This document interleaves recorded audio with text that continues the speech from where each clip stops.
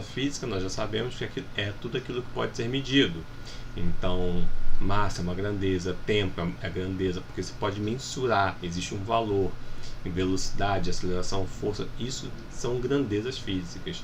Amor, felicidade, dor não são grandezas físicas, porque você não consegue dar um número, tá? Agora, tudo que você consegue dar um número, consegue mensurar, consegue medir, são grandezas físicas. Essas grandezas físicas, elas podem ser escalares, ela fica bem definida apenas pelo número, ou seja, pelo módulo, pelo valor numérico. Um exemplo: tempo, massa, são grandezas escalares. Já as grandezas vetoriais, elas são representadas por um vetor, uma seta, tá? Observe que essa seta, ela tem um valor numérico, um número, ela tem a direção, que é a reta suporte dela, e ela tem um sentido, da onde ela sai para onde ela vai. Nesse caso aqui, eu poderia te dar um número, então o módulo, vamos supor aqui que é uma força e possui uma intensidade de 5 newtons, então o módulo seria de 5 newtons, a direção horizontal, sentido da minha esquerda para a direita, tá? Então as grandezas vetoriais você tem que prestar atenção, porque existe toda uma regrinha para fazer operações com essas grandezas, tudo bem? Então nada mais é que um vetor. Então um vetor é esse ente matemático que possui módulo, direção e sentido. Observe aqui, ó, que aqui eu coloquei um vetor, né, representado por essa seta aqui, e eu falei que esse vetor é V1, então V pode ser de velocidade, tá? Então vamos supor aqui que é um vetor velocidade. Então V1 possui módulo de 20 metros por segundo, possui uma direção horizontal, sentido da esquerda para a direita. E quando eu represento o módulo, eu posso colocar aqui, eu posso colocar V1 entre duas barras, tá? Eu estou representando o módulo desse vetor. E esse outro vetor V2 também tem um módulo de 10 newton, a mesma direção e o mesmo sentido do anterior. O V3 possui um módulo de 10 metros por segundo, uma direção horizontal, agora o sentido para a esquerda, o sentido é oposto dos outros anteriores, tá? É importante observar o formalismo que nós vamos dar para representar um vetor. Então, um vetor vai ser uma letra com uma seta em cima.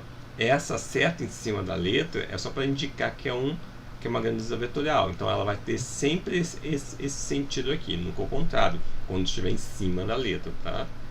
O módulo, como que eu vou indicar um módulo desse vetor? Imagina que você está calculando a velocidade e eu estou pedindo só o módulo, estou pedindo só o número. Eu sei que velocidade existe tanto a direção quanto o sentido, mas eu quero apenas o número, apenas o valor numérico. Como que eu vou representar isso? Desta forma aqui. Então, posso representar esse vetor entre duas barras, ou eu posso representar só com a letra. Letra A é o módulo que eu estou pedindo dessa grandeza A. Então, eu não coloquei setinha, eu estou pedindo apenas o módulo, apenas o valor numérico. Tudo bem? Bom, observe aqui que eu tenho o vetor A, o vetor B, o vetor C e o vetor D. Observe qual a conclusão que eu posso dar entre esses vetores. Observe que o vetor A é paralelo, eu vou indicar assim, duas barras inclinadas, é paralelo ao vetor B. O vetor B também é paralelo ao vetor C. No entanto, todos esses vetores aqui, eles são perpendiculares ao vetor D, que eu vou indicar por esse T de cabeça para baixo, tá? Então, esse T de cabeça para baixo significa isso, perpendicular. Você pergunta, professor, eu esqueci o que é perpendicular. Perpendicular quando esses vetores estão fazendo um ângulo de 90 graus. Olha só, pega esse vetor aqui e prolonga até chegar no vetor D. Você pode fazer isso, não tem problema nenhum, tá? Observe que qual é o ângulo formado entre eles? Ó, é um ângulo de 90 graus. Então, isso quer dizer perpendicular. Sempre que eu colocar esse Tzinho aqui de cabeça para baixo, estou falando isso para vocês. Eu estou falando que o vetor A, o vetor B e o vetor C, eles estão fazendo um ângulo de 90 graus com o vetor D. Tudo bem? Outra anotação que eu posso usar. Eu estou falando aqui, ó, que o vetor A é igual ao vetor C. Então, preste atenção. Quando eu faço isso, que o vetor A é igual ao vetor C, eu estou falando que eles possuem o mesmo módulo, a mesma direção e o mesmo sentido, tá? Então, A é igual a C. Então A possui o mesmo tamanho, a mesma direção e o mesmo sentido. No entanto, esses vetores, ele vai ser o quê? Menos o vetor B. Por que esse menos o vetor B? Porque eu estou falando que o vetor B tem um sentido oposto do vetor A e do vetor C.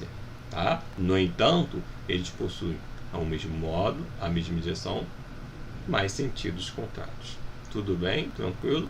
Então, se eu faço essa anotação aqui, eu preciso indicar que eu estou trabalhando com vetores. Por isso que eu coloquei a setinha aqui.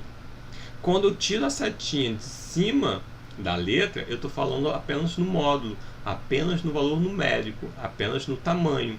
E aí, ó, o tamanho desses 4 vetores são iguais. Então, eu posso falar que A é igual a B, que é igual a C, que é igual a D. Deu para entender a diferença? Quando eu tiro essa setinha, eu estou falando que o tamanho deles, o módulo, o número são iguais. Observe que estaria errado se você fizesse isso daqui com setinha em cima, porque você está falando que todos esses vetores são iguais. Não são. Tá? Então o vetor B ele é oposto, o sentido oposto de A e de B, e o vetor D é perpendicular aos demais vetores. Tem que ter cuidado com a anotação. Tá? Às vezes o aluno confunde e ele esquece de colocar setinha. Se você esqueceu de colocar setinha em cima da letra, você está falando para mim que você só está analisando o tamanho, que você só está analisando o valor numérico, tá? E não as características totais dessa grandeza, como direção e sentido. Bom, soma de vetores. Soma de vetores é extremamente simples, mas muito importante. Observe aqui que eu posso fazer uma soma de vetores quando esses vetores possuem o mesmo sentido e a mesma direção, como está representado aqui, V1 e V2. Então, V1 possui módulo de 20 metros por segundo e V2 possui módulo de 10 metros por segundo. Como que eu vou fazer a soma desse vetor? Quando eu estou fazendo a soma desse vetor, normalmente eu quero o vetor resultante. E normalmente eu vou querer apenas o módulo desse vetor, esse valor numérico. Então eu vou fazer diretamente, ó, 20 mais 10 é igual a 30. Então o módulo do vetor resultante é 30 metros por segundo. Fiz uma soma simples. Mas por que eu fiz uma soma simples? Porque esses dois vetores possuem a mesma direção no mesmo sentido. Tá? Nesse caso aqui, quando tiverem sentidos opostos, então o módulo de V1 é 20 metros por segundo e o módulo de V3 é 10 metros por segundo. Então observe aqui como tem sentidos opostos, o módulo, para determinar o módulo desse vetor resultante, basta fazer a subtração porque eles estão com sentidos opostos. Um está indo para a direita, o outro está indo para a esquerda. Então 20 menos 10 vai ser 10 metros por segundo.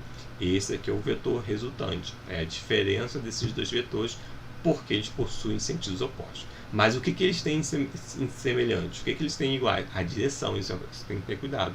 As direções são iguais. Tanto V1 quanto V3 estão na mesma horizontal, porém sentidos opostos.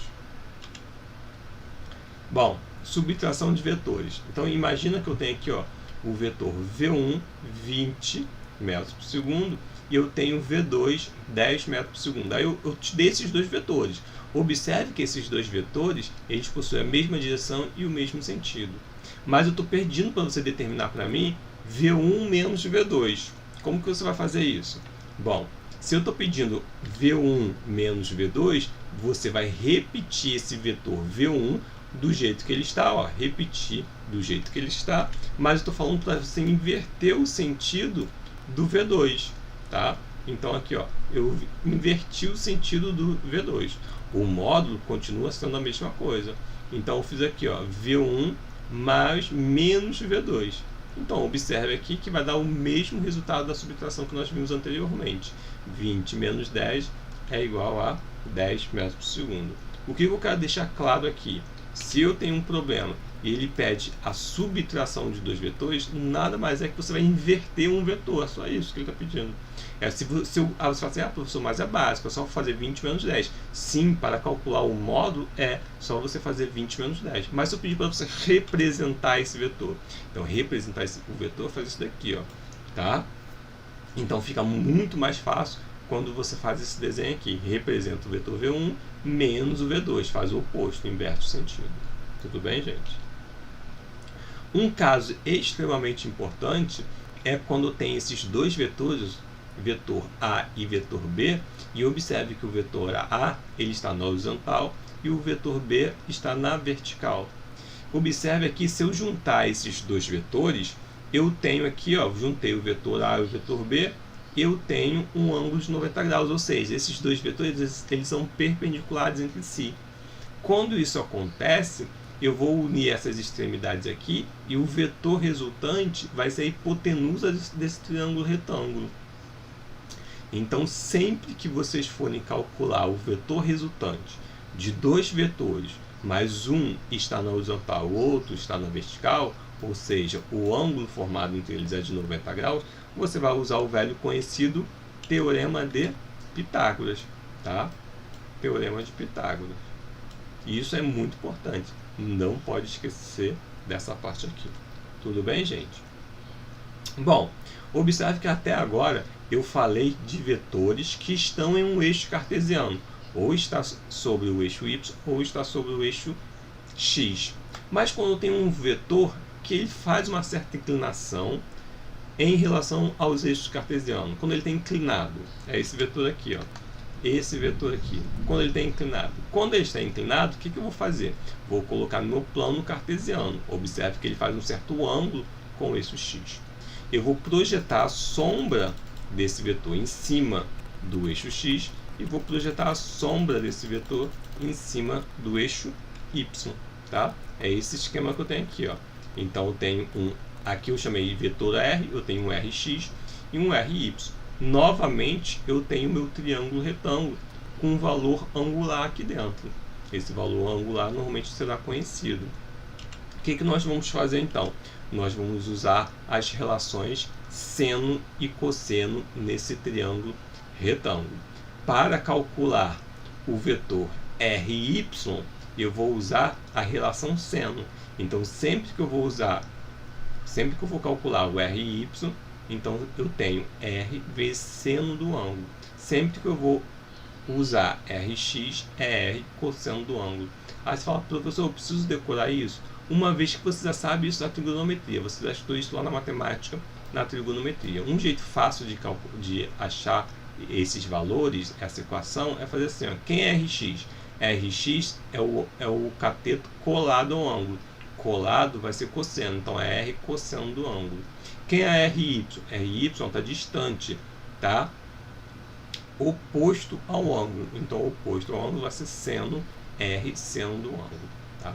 Então, sempre que eu for achar os componentes desse vetor que está fazendo um certo ângulo ali diferente de 90, no eixo cartesiano, eu vou precisar usar essa decomposição. Isso é muito importante. O aluno tem que lembrar, fazer soma, fazer subtração de vetores quando possui a mesma direção. Quando eu tenho um vetor na direção horizontal e o outro na vertical, então vou usar o Teorema de Pitágoras. E quando eu tenho um vetor fazendo um ângulo diferente de 90 em relação ao x e o eixo y, aí eu preciso usar a decomposição desses vetores. Tudo bem? Então isso aqui foi só para a gente relembrar um assunto que nós já vimos no ano passado. Quem tiver dúvida é só me perguntar em aula ou pelo e-mail. Tudo bem, gente? Tranquilo? Por hoje vamos encerrar por aqui. Valeu, tchau, tchau.